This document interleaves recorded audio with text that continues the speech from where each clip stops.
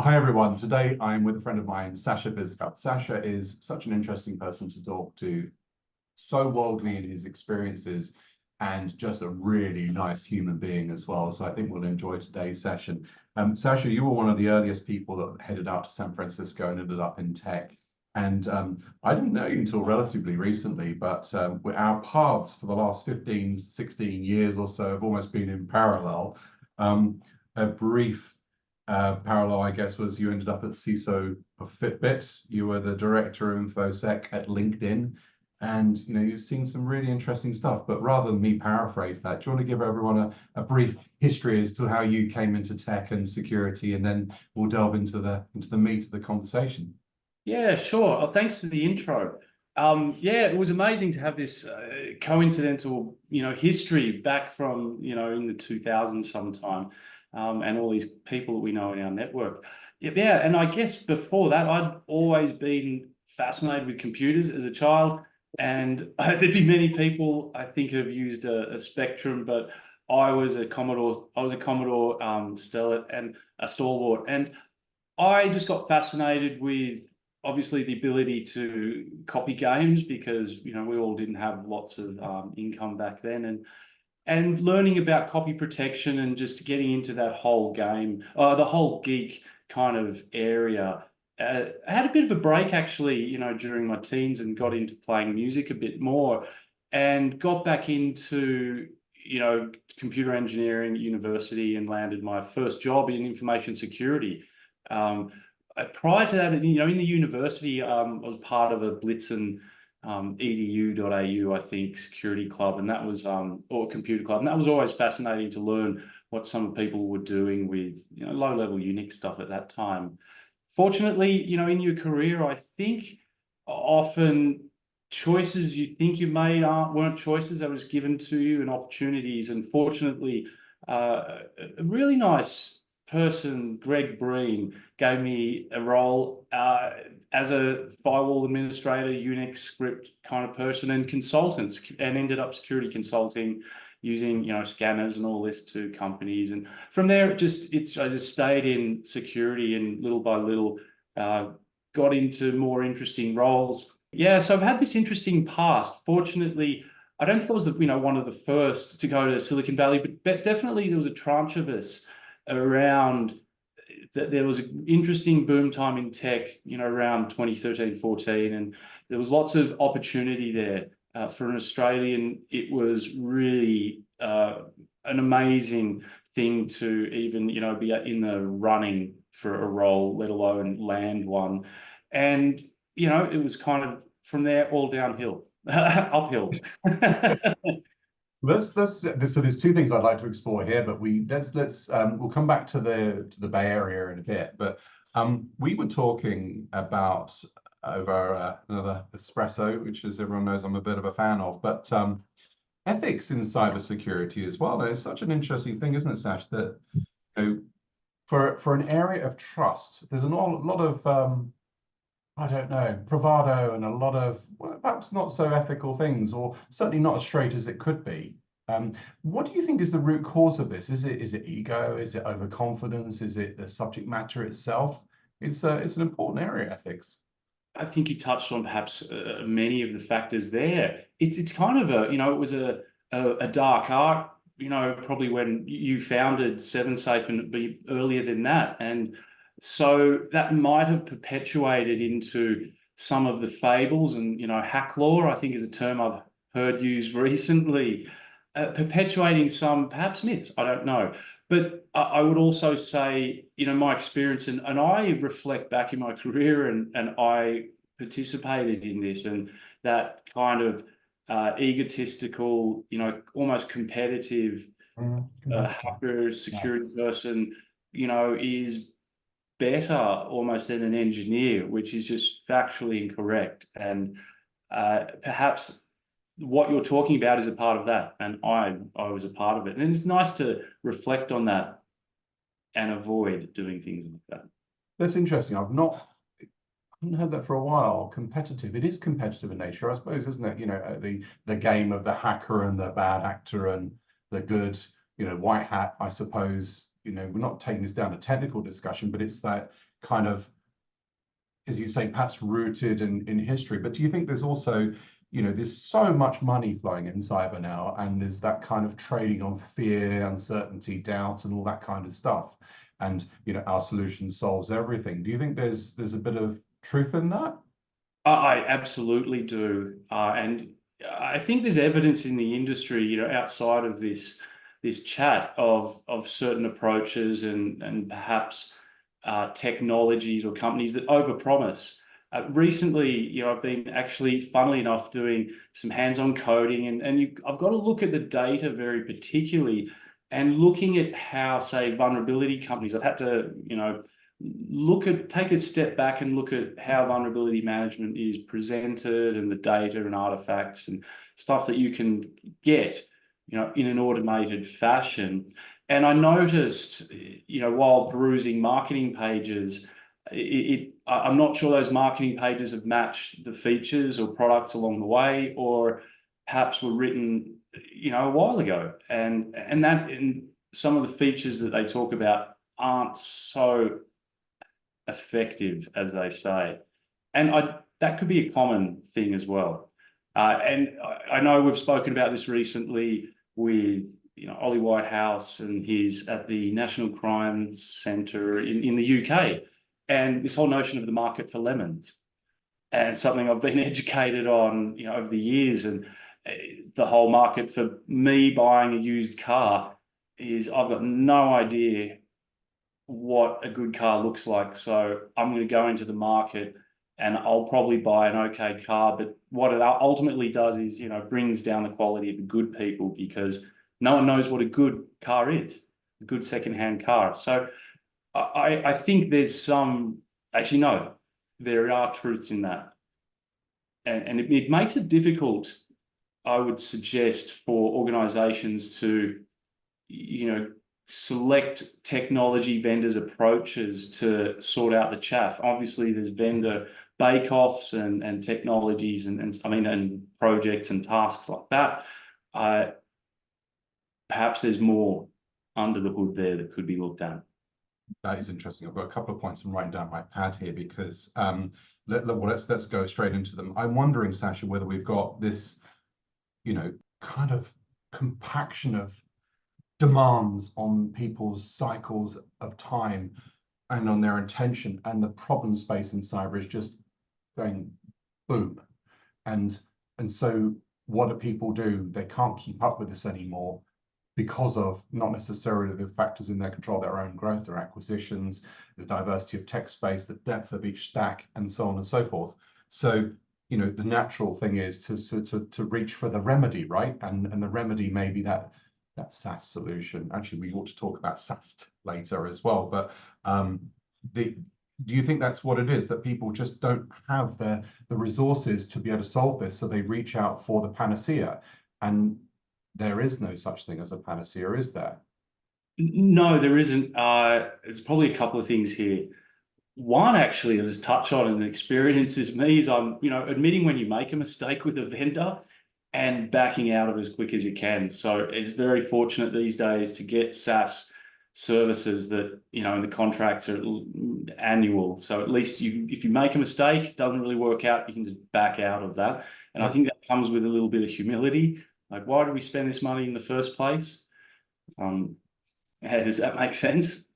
It makes perfect sense. But then I think there's also some degree of responsibility of the org themselves, isn't there? Because, you might have, the bake-off between, a variety of stacks. Let's take EDR as an example. There's a lot of really great EDRs out there, some with more famous names and other ones with not, but they functionally, do the same thing. Isn't a lot of it not just the fact that it's you go and acquire one of these stacks, but isn't there a responsibility on the org to do the engineering themselves rather than right-click deploy? There's a lot of thought that's then missing in the, how do we optimize the implementation of this? What are we doing? What is our threat model? What are we trying to solve here? Do you think some of that is not just the vendors themselves, but the way in which we choose then to implement it? Or Yeah, entirely, Dan.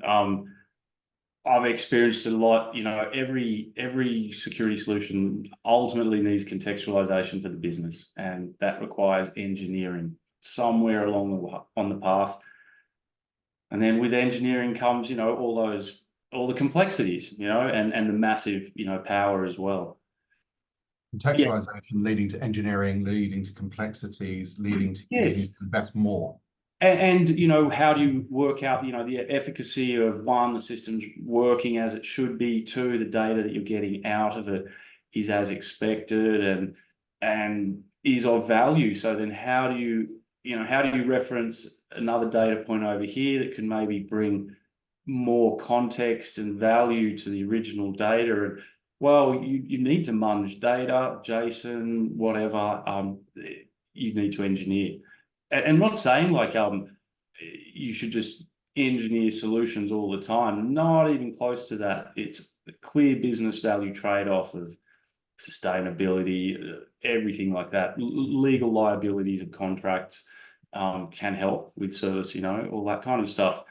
Yeah, but these days it's perhaps, reflecting, on when we started off, it really was just getting a system in, and it was very isolated and not integrated and conjoined with perhaps now how business or engineering, organization particularly will operate. Do you think we've kind of in security then lost that kind of engineering focus? Because I've written down on here as well, so we follow that trail of logic you just presented, right? Which is context. So we buy a solution to solve a problem, but that needs contextualization. That is a big thing. I think we should do a talk just on that alone, how to contextualize solving a problem. Yes. But then we lead into engineering, which leads to complexity, which requires more investment. We've already identified that we don't have the cycles to invest to lead to that efficacy. So then we're in this horrible scenario when we're trying to deploy security solutions, which is, on the one hand, blind deployment and hoping to God that it works, and on the other side,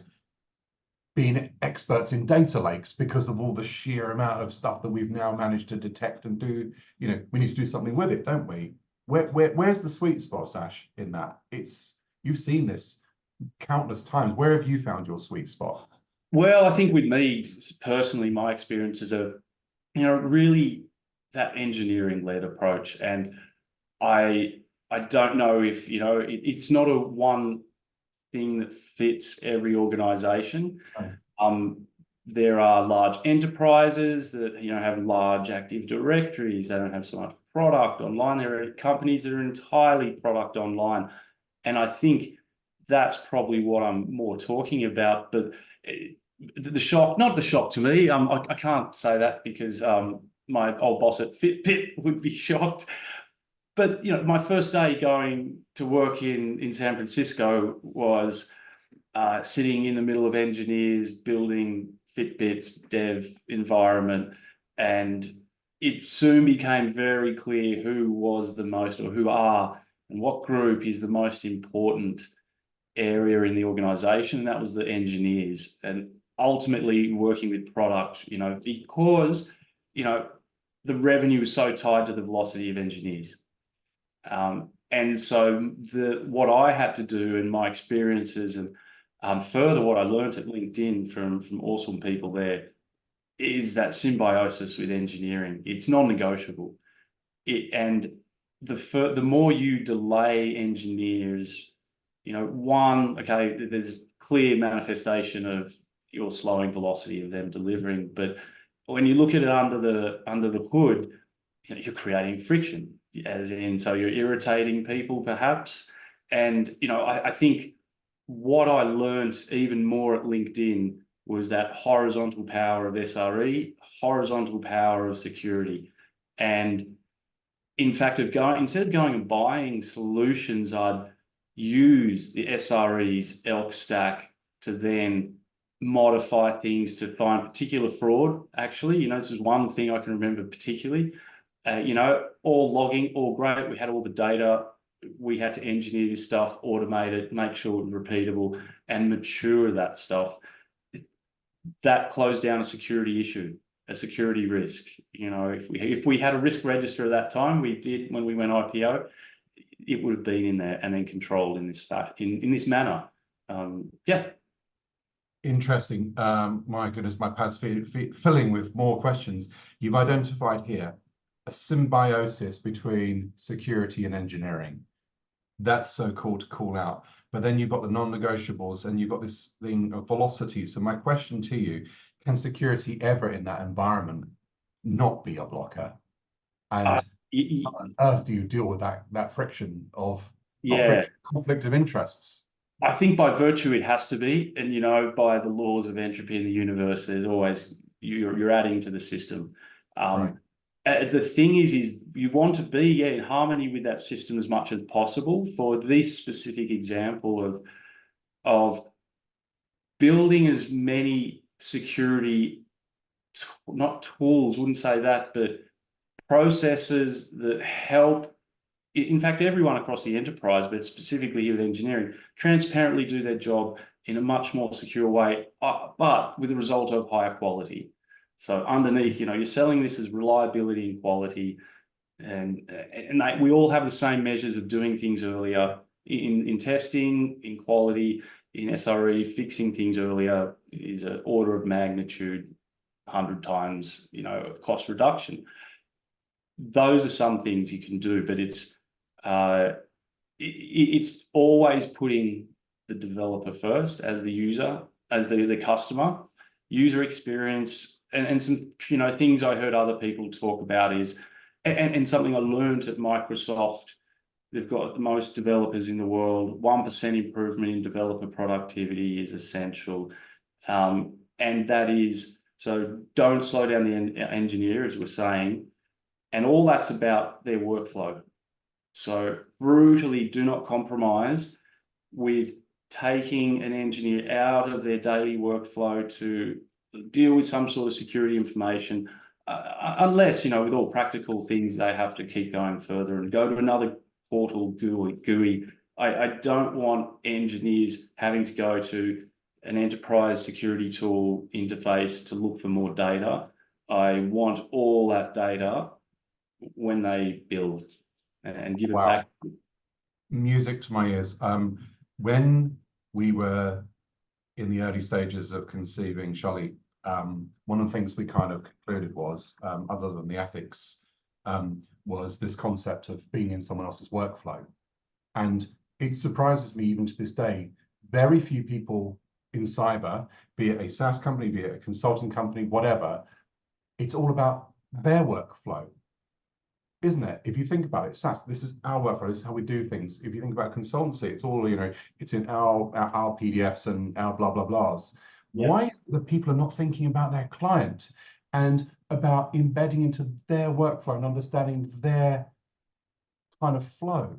It's interesting. I'm just thinking now, why I behaved like that earlier. And it could be ego. And what I found was a 10x multiplier again is those security people or the security champions, those passionate security people who aren't in the security team, they're the engineers. Yep. Like just let them do that. Let them take over and do their thing. Yeah. And again, that's ego. You're just referring back to what you were talking about. It is preventing certain aspects of interaction, social interactions in an organization. We mentioned, and yeah, I think one of the smartest people I've ever interviewed, he'll know if he hears this. He said, he moved from being, a philosopher about technology and approaches to a psychologist. And so understanding more about, he can be more successful with whatever he does, understanding more about these subtle interactions, about how people talk and work with each other and be awesome. That is seriously, seriously interesting. The engineering, if you want to call it that, that goes into design of things is so subtle when you look at the use case of how to help people and facilitate people. And, everyone speaks of shifting left. We've got this little saying, which is start from the beginning, enter from the beginning of the life cycle and speak developer, don't speak security, because the moment you do that, you're now not talking their language, you're not facilitating, helping them. And I wonder whether this original sort of, not the security industry does extraordinary things. You know, some of the solutions we set out there are mind-boggling, and there's some fabulous firms out there. But have people lost that kind of art, and was it all ingrained, you know, to sell in this very aggressive, very growth-orientated market? It's always about being better, having greater features, gaining more viz, shifting the dial, blah, blah, blah. And do you think that's sort of killed sight of the fact of how we actually go and transpose that into how to make an organization safer? Yeah, I think one thing we've got to appreciate, something I heard recently from a CISO leader, was that engineers are getting better. This isn't 20 years ago when it was frameworkless for approaching, you know, certain types of even input, you know, sanitation and all of those types of issues too. You know, the engineers are much more educated, much more. I think cybersecurity, in fact, has done a great job of communicating the value and the importance, and hence attracting all of that talent. Interesting. That's okay. This is the point in which I'll quickly segue into a bit of a rabbit hole, which is SAST. You and I have thrown this around a lot, but you know, the 1-to-2 ratio, the 50% wrong. Do you agree with SAST and engineers implementing SAST kind of solutions / approaches? And how do we optimize that now? Because, you know, much as from an infrastructure perspective or app, you can't scan yourself secure, but can we do that in code? Or is it too busy and too noisy? Where does that sweet spot sit there, Sash? Yeah, totally not my expertise in the theory of static analysis. Definitely experienced a lot of it. There are times where I have not used static analysis for production, you know, in an automated fashion, for use for developers, just for pen testers looking at, you know, the product. I think in other places I have seen it run, but the problem is the amount of noise, and then that amount of noise again disengages with the engineers. What is in there? Is it hack law? Like, I did search on, like, you know, your favorite LLM to look at, well, hey, what's the false positive rate of static analysis security tools, and it said 50%. So I think that's probably goes with my experience, and that 50% is probably a burden that needs to be reviewed. And so where's the data in certain environments that says static analysis makes you more secure versus not having it? In certain environments only. It's obviously policy, compliance, regulation. It has its value. Awesome. For some places, is it actually cost borne too much? And are there other methods of doing things? Okay, so that's back to your point about contextualization as well, weaving that together as well, isn't it? So the interesting one is that burden you describe. That's a really good word, isn't it? So the tools are designed to give us visibility, but visibility, in my thinking here, becomes or can become either an enabler or a burden. Tell me about that. Why do things become a burden? I've thought of 3 categories myself, but tell me your thoughts first, Sash. I think sometimes it's the sheer numbers that the numbers of results and alerts that you keep getting compounding scale non-linearly, and that's a hard problem to solve for humans. Right. Yeah. Hey, I'm thinking here, I've just drawn 3 buckets on my pad, right? If you just take SAST as one tiny use case in the pipeline and the CI/CD, we've got positive results. We've got negative results, and I'm going to put those in the category of false positives. And then we've got the sort of other, let's call it other for the moment, but that other can be very, very, very powerful. And as someone said to me recently, there's not a CVE for other. Interestingly, come to that in a second. So let's look at this, Sasha. We've got the burden, right? So there's the positive burden, the negative burden, And I guess the stuff I want to cover in a minute, which is outside of that. But do you think this, not all risks are equal, are they? And not all risks can warrant attention. So how do you differentiate between this stuff? It's really difficult, huh? It's super hard, and I don't think anyone has a silver bullet. And again, when you see companies that can automate this type of, we've got a solution that will give you the contextual risk, I don't think that's entirely valid. And for now, there's lots of human, decision making and interaction that perhaps has to go into that. At a granular level, the engineer should be able to make that assertion probably in at the earliest stage, if there are good frameworks and guides and education type of programs in place. Interesting. Okay, now I've not had that in any of my talks yet with people, which is, we've heard about empowering engineers, cool, but I've never heard someone say, allow the engineers to make that assertion. So that means they need the feed and to understand the why and appreciate the how, right, of what security means in their domain.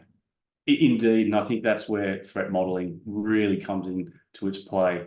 There's some really actually interesting stuff going on in that automation space. I've seen Christian for show, and I think Iris Risk, they're doing some great stuff in there.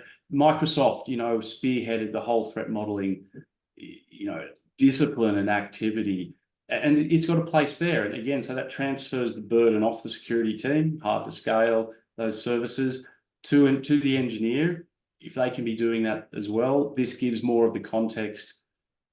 And regardless, it's not a wasted activity, because even if the security team has to review everything, they've got such a head start and a leg up because they've got, say, a threat model already done. Text file, it's all fine. Doesn't need to be, a long document. Just okay. I know where you're going with this. So rather than, we're both back at school, we're both struggling with our English. I know we both did. And, we then submit our paper knowing we're going to get a D minus. Isn't that where we're placing the poor old developer at the moment? We know that poor old developer is struggling with their parallel world, and they know that they're going to fail on this. And it's a slog, and it's not rewarding. Whereas if they get some extra classes, or even, perhaps studied, I don't know, applied English in some way that's a bit more relevant to maybe historical English. I'm making this up as I go along, but you see where I'm going. You place that in the heart of those people, and you're not going to submit the paper. Security then becomes the enabler, saying, good job. There's a couple of things you missed. There's a small tweak, not re-engineer your whole approach. I think that's exactly it. And part of that can be some of the interactions or dual work you do with each other. So you mentioned, firstly, the engineer has this other world they've got to deal with, and that pressure to fix a vulnerability that they know could, has efficacy problems of exactness versus, I've got a demo to do at 1 p.m. or I've got to push a build by this time. Like, there's I can't see the decision that hard in putting myself in that situation. So I don't know, how do we deal with that? I know what you mean. I think the key thing is education and empowerment, surely, and making it relevant to the developer. So if we flip securities, rather than a gate that says no, to security becomes a set of guidelines and quality, just as you wouldn't create code that doesn't perform and scale. That's inherent, right? Every developer who knows when they're building something big that they can't have something that is just going to munch cycles inefficiently. They write lean code. Maybe the security should be the sort of the lean concept of, that education is feeding that process, and therefore it's not even security, it's just quality. Indeed. I don't know if this is entirely relevant right now, but some of my experiences recently, a post I saw on LinkedIn by someone in the network, is, this approach, we're talking about buying tools, and what buying tools kind of does in this circumstance, more often than not, is it's reactive. It's going to tell you data and what's happened. But I think what engineers are much more interested in, and I think there's lots of interesting things, novel ways to solve, to potentially move budgets, where budgets go, potentially not all in the tool. Let's put some into. A great example to manage vulnerabilities, use like Sail, I'm not associated with the company, but ChainGuard Wolfie, they're managing all your OS vulnerabilities for you. It comes with some quality, to change over to doing such distroless comes with some organizational cost to start with.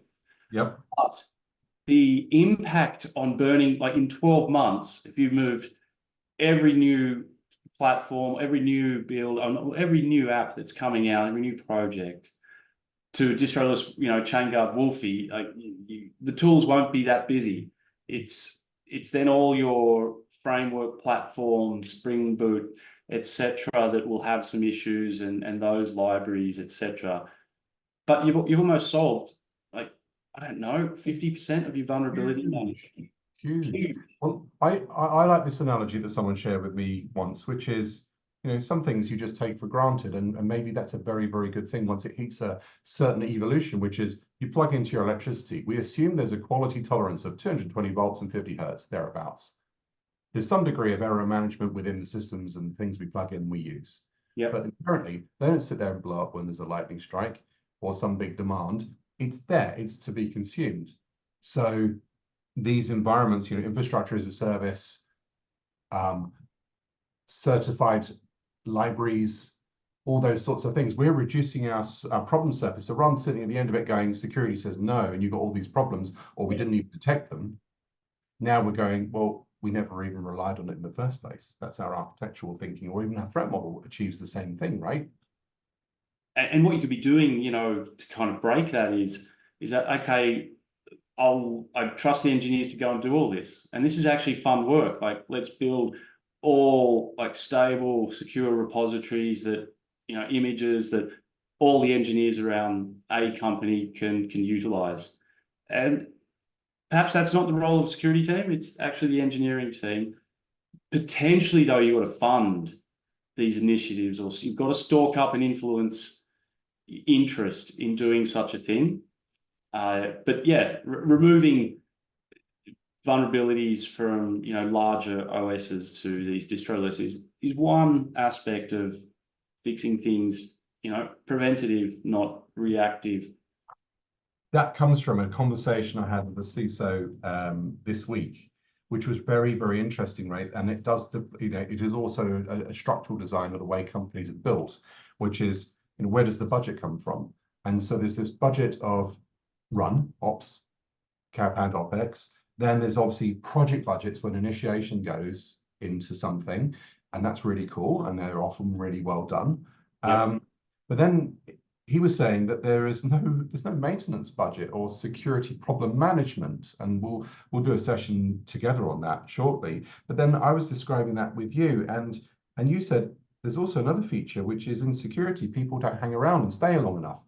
So even if there are the budgets, that tacit knowledge walks out the door with all the solutions to it, right? I thought that was really interesting. Tell me more about that.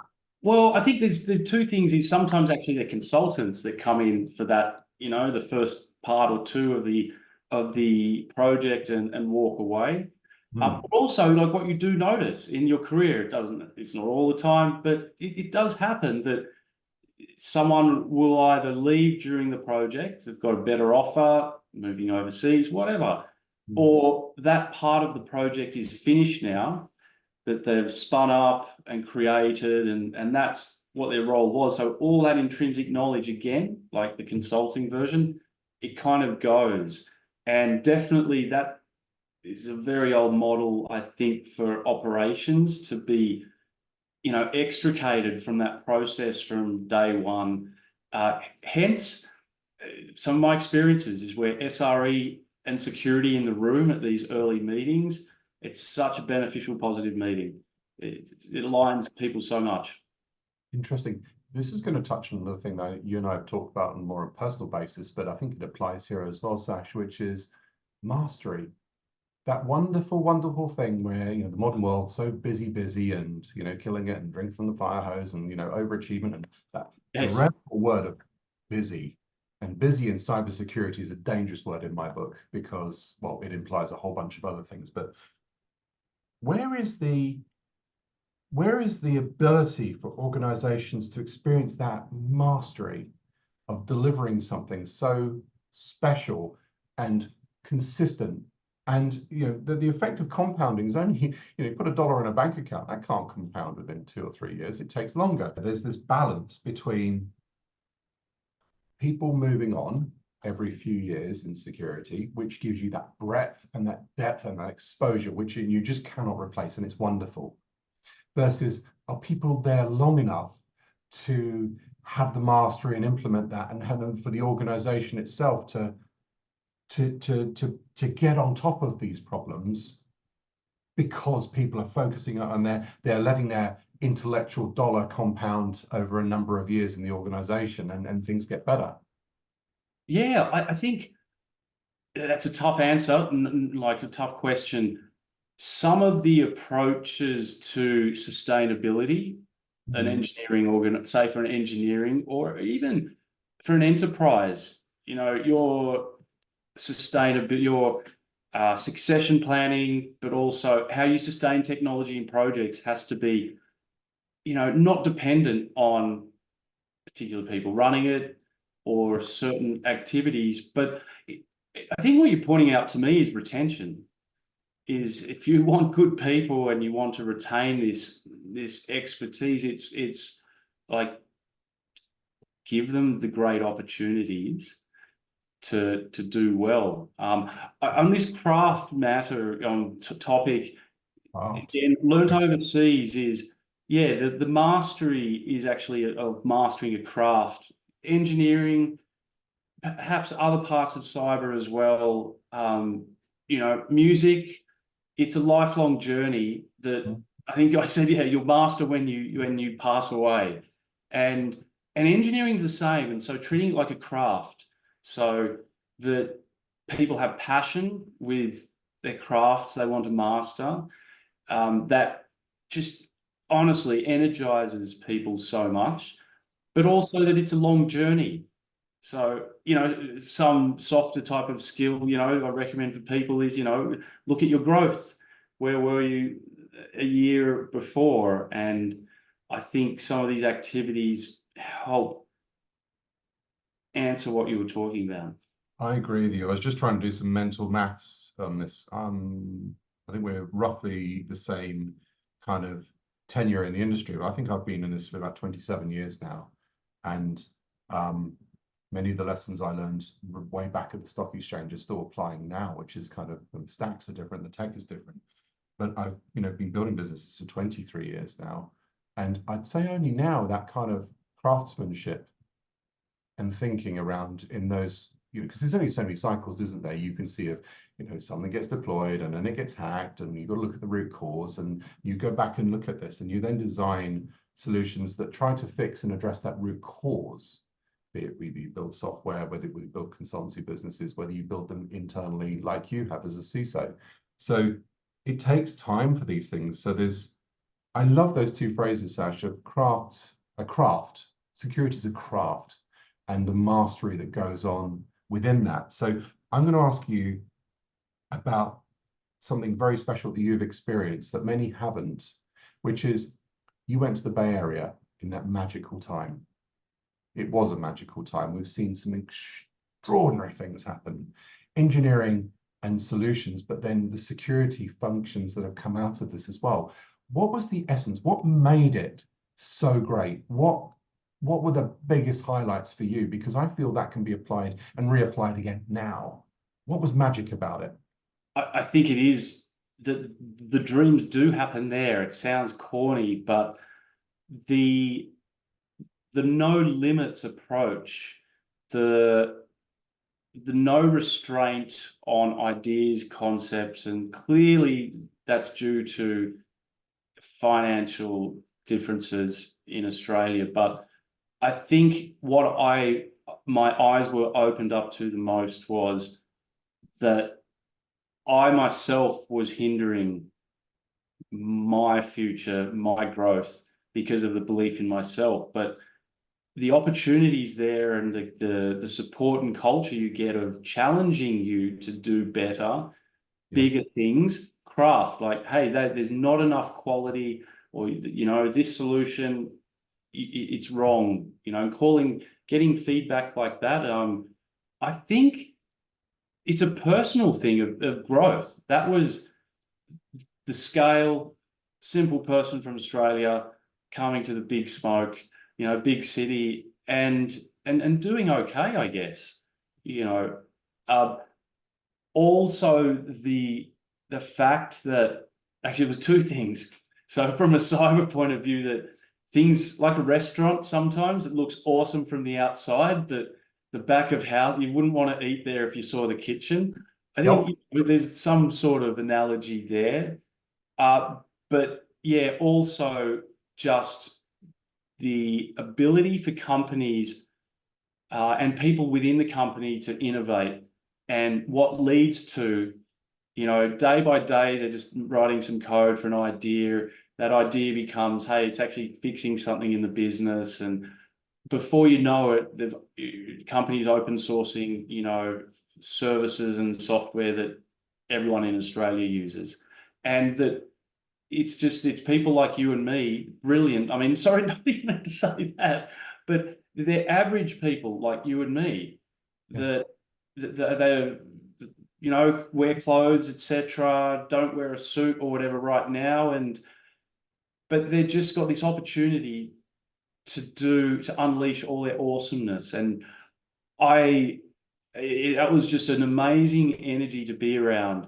Even just like having drinks after work when you catch up from other people from other companies, and hey, there was a real vibe. It was a fascinating time.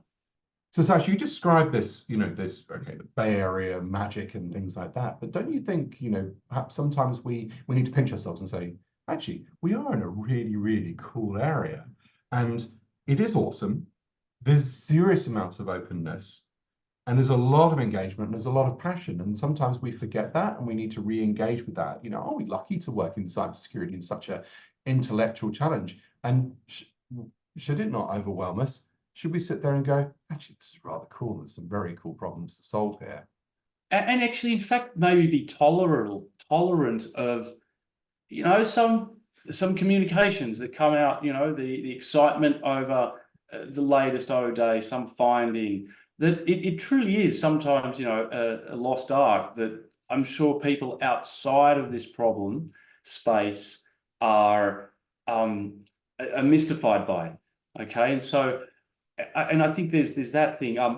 What maybe has lost some interest is obviously the introduction of LLMs, and artificial intelligence has not only taken cybersecurity people, they've moved to LLMs, but obviously investment, from in San Francisco, it's, I think the days are over of a cybersecurity company, listing or running at deficit, not profitable without valid, justification. But those type of companies are getting a lot of investment.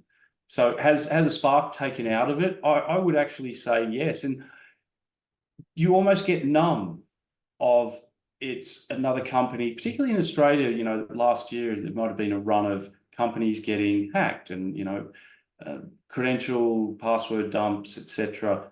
Are we getting numb to that? A bit too accepting, isn't it?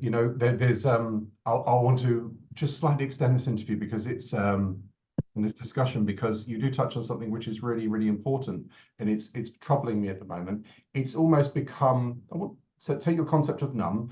If we replace that word numb with acceptance, and I hear that all the time, we accept we're going to get breached.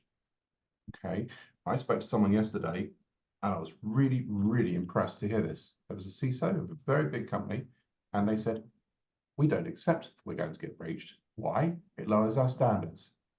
Interesting. And then you look at the other side, which has almost become trendy. It's all about detect and respond. So I've thrown that question, as you know, I talk to 4 or 5 CISOs a day, something like that. I'm very, very lucky to have that opportunity and learn from them. And a number of them do refer to this, that, we'll detect and respond. And then it's come up in conversation. Well, it's all very well detecting and respond. Still lost PII, still got upset customers. We've still got breach of legal legislation issues, all blah, blah, blah, blah, blah. And now we've got an even bigger problem on our hands. But everyone's replacing with all that with detect, respond until the point in which they get there, and then they have the regulator on them. So do you think that there is, so soon it becomes a sort of, that numbness goes into acceptance and then becomes this sort of trend, which then gets another SaaS solution applied to it? Do you see what I mean? I could think of, so a blue team responds quite often to what are actually configuration problems that perhaps a red team found, purple teaming. I've spoken about purple teaming before, but it could just be something like that. Oh, you know, Billy Joe can now escalate to local to admin, domain admin, or can do something, you know, in production. That doesn't mean you've been hacked. It's humans, you know, there's a potential to, and you've worked out, hey, this is the blast impact from this potential event that has not happened, requires some sort of diligence. And so, look, do you get, I'm sure blue teaming is hard, okay? Yeah. Like Yeah. the out of hours stuff and all of that. And there is an air of panic and anxiety to responding on time, particularly at the start. And so you've got these configuration IT issues. I'm just thinking in the security team that happen often. You've got the red team always serving you issues, you know, or whatnot. And there's real issues too, which, you know, the gravity is much higher. Hence, you know, acceptance. The broken windows theory. I've become aware of this recently from my current manager, and I think Rudy Giuliani. You know, he kind of, I don't know if he came up with it, but anyway, it's about the representation of crime and broken windows in suburban areas. If one window's broken, the chance that only windows in that house are going to be broken are like it's all over. They're broken because the people assume by leaving a broken window, you know, what's going to happen to me if I break another one? And we can apply this to actually so many parts of information security. I'm finding as an engineer, like, why am I going to fix this thing when this is so messy here? I'm sorry to dive, I've gone down a little rabbit hole, but the psychology of it is to avoid doing the right thing or what you want. And standards. Where is nowadays that level of standard? And we're back to that one thing of quality, owning it and saying that isn't good enough. I will not do that. Let's raise the standard. Culture, like calling this out. Again, I think in brave companies, or I don't know if that's the right word, but calling out, like I've come myself, you know, I've come with this approach, and my manager's going, no, that's not good enough. Here's the reasons why. Come back with something better, much better. Dream bigger.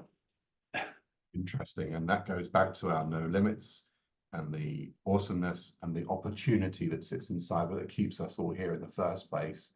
It's very interesting. I know we've got a round table coming up in a little while where we'll discuss some of these things, especially around blue team and, you know, the value in this. But I think this has been such a organic, interesting discussion, Sasha. I really look forward to our next coffee that we have together as well. But for now, Sasha Biskup, technologist, ex-CISO of Fitbit, and ex-head director of security at LinkedIn, and all the other cool things that you've done. Thank you very much. What a really interesting conversation. Thanks so much. Thanks for your time. Been awesome. Cheers. Thank you.